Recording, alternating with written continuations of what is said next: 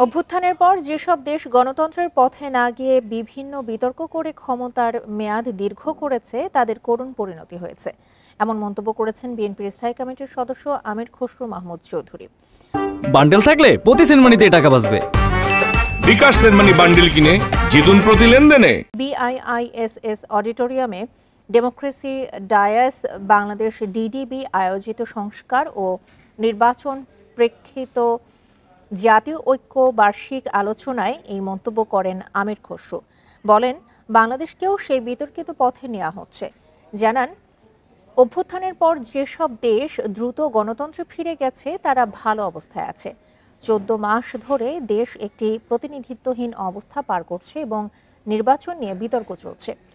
তিনি আরও বলেন, পিআর পদ্ধতিতে যদি ঐকমত্য না হয় তাহলে সেই চ্যাপ্টার ক্লোজ করা দরকার। ঐকমত্য কমিশনে ঐকমত্য হওয়া মানে সেটি জনগণের বৈধতা পাওয়া নয়। এই মতকে জনগণ ম্যান্ডেট দিলে তবে সেটি বাস্তবায়ন করা যাবে।